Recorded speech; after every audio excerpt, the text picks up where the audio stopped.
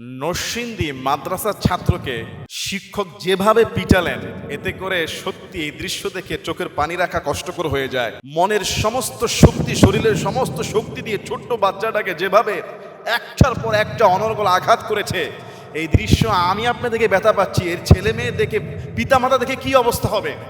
গোসল না করার কারণে মাদ্রাসার ছাত্রকে পিটানো হয়েছে, শিক্ষক গ্রেফতারও হয়েছেন। এরকম আমি অনেকের কাছ থেকে শুনেছি, মাদ্রাসায় দিব না, মাদ্রাসা হুজুরা খুব পিটায়। আসলে ভাই, এটা সত্য, শাসন তো করতে হবে, শাসনের দরকার আছে, তবে প্রত্যেক শাসনের একটা লিমিট থাকা দরকার। আমি আমার শরীরের শক্তি দিয়ে যেই বেতন আঘাত করছি, ছোট্ট বাচ্চা কিন্তু এই শক্তির আঘাত নিতে পারবে না। এটা আমাদের জন্য দুঃখজনক যে একটা নেগেটিভ রিপোর্ট আমাদের সমাজে আছে যে মাদ্রাসার হুজুরা খুব পিটায়, বাবা মাদ্রাসায় দেবো না, হাত পা ভেঙে ফেলে। এটা ভাই 100 মাদ্রাসার একটা ঘটনা। যেমন 100 স্কুলের মধ্যে আপনার 10-12টা জেনার ঘটনা ঘটে, ধর্ষণের ঘটনা ঘটে, শিক্ষক স্টুডেন্ট রেপের ঘটনা ঘটে কলেজ ইউনিভার্সিটিতে। তারপরে কি সব খারাপ বলবেন? সব মাদ্রাসা খারাপ বলবেন? অসংখ্য মাদ্রাসা বের হয়েছে ওস্তাদরা খাবার খাওয়াইয়া দেন। অসংখ্য মাদ্রাসা এখন আছে যে বাচ্চার কাপড় চোপড়টা পর্যন্ত ধোয়া লাগে না। পরিবেশ পরিস্থিতি তেমন হয়ে গিয়েছে। আগের একটা সময় ছিল শাসন করা হতো, শাসন দরকার আছে ভাই। শাসন না থাকার কারণে এখন অনেক ছেলেমেয়েরা খারাপ হয়ে গেছে। আপনি একেবারেই শাসনের বিরোধিতা করতে পারেন না, তবে আমি এটা সমর্থন করি না যে পিঠের চামড়া তুলে ফেলা হবে মেরে। আর সেটা যদি হয় গোসল না করার অপরাধে, ভাই গোসল করছে না। দেখেন তিনি যে শাসন করছেন উদ্দেশ্য কিন্তু ভালো, সে গোসল করলে পরিষ্কার থাকবে, সুস্থ থাকবে, পরিচ্ছন্ন থাকবে, উদ্দেশ্য কিন্তু ভালো। পিতামাতার মতোই শিক্ষকরা কিন্তু ট্রিটমেন্ট করে, সেবা করে, যে কেন গোসল করবে না, কেন খাবার খাবে না, কেন পড়া পারবে না। এটা তো আসলে প্রত্যেক পিতামাতা চায় যে আমার সন্তান গোসল করবে, খাবার খাবে, পড়া পারবে, পড়া মুখস্থ করবে। কিন্তু এইটা ওস্তাদও চায়, ওস্তাদও তার কল্যাণ কমি।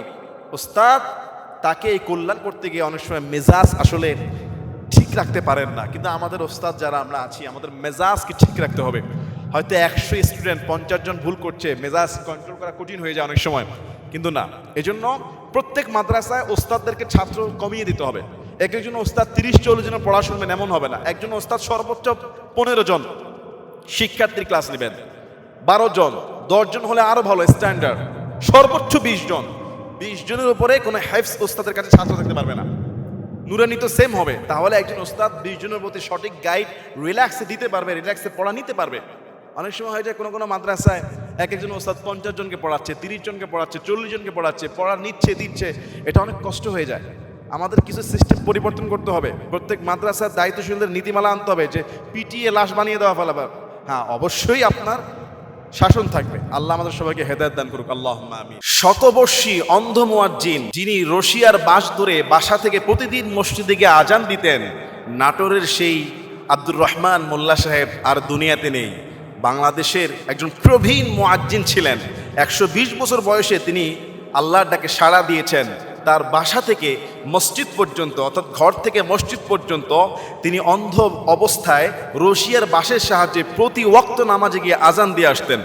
120 বছর বয়স, তা আজ থেকে প্রায় 22 বছর আগে তিনি এক দুর্ঘটনায় তার চোখ দুইটা হারান। তারপর 6 বছর পরে ছেলের সাহায্যে এই অন্ধ অবস্থায় তিনি পবিত্র বাইতুল্লাহ শরীফ জিয়ারত করে হজ আদায় করেন। হজ শেষে নিজের 5% জমির উপরে তিনি একটা মসজিদ তৈরি করলেন এবং ইচ্ছা পোষণ করলেন এই মসজিদে তিনি আজান দিবেন। কিন্তু বিপত্তি বাজলো যে তিনি কিভাবে বাড়ি থেকে মসজিদে যাবেন, চোখেই তো দেখেন না।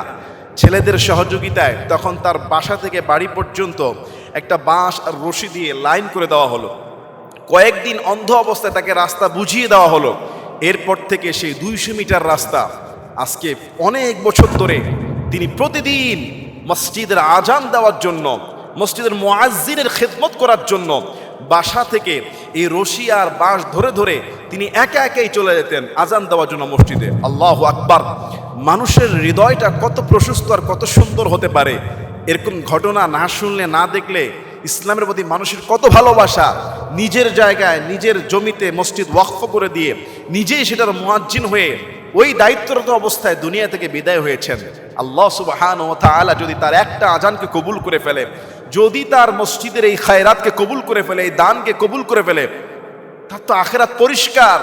রাসূল সাল্লাল্লাহু আলাইহি সাল্লাম তিনি বলেছেন, মুয়াজ্জিনের আজান যারা শোনে, যত পাথর গাছ জিন ইনসান মুয়াজ্জিনের শব্দ যত দূরে যায়, যত মানুষ শোনে, কিয়ামতের দিন সেই মুয়াজ্জিনের পক্ষে পৃথিবীর সবাই তারা সাক্ষী দিবে। সুবহানাল্লাহ। আর একটা হাদিসের মধ্যে এসেছে মুয়াজ্জিনের ঘাড়কে আল্লাহ কিয়ামতের দিন উজ্জ্বল করে দিবে। মুয়াজ্জিন, আপনারা মনে করেন এই মুয়াজ্জিন সাধারণ না, কিয়ামতের দিন তার আহ্বানের ডাক যাদের কানে যাবে, তিনি মসজিদে যারা নামাজ পড়বে তার পক্ষে সাক্ষী দিবে, তার ঘাড়কে আল্লাহ মর্যাদাময় করবে। তিনি মুয়াজ্জিন কি বলে, তিনি কি সুন্দর ডাক দেয়, হাইয়া আলাস সালাহ, সালাতের দিকে আসো, কল্যাণের দিকে আসো। আল্লাহ শতবর্ষী আব্দুর রহমান মোল্লা সাহেবের কবরটাকে, এই অন্ধ মুয়াজ্জিনের কবরকে জান্নাতের বাগান বানিয়ে দেন।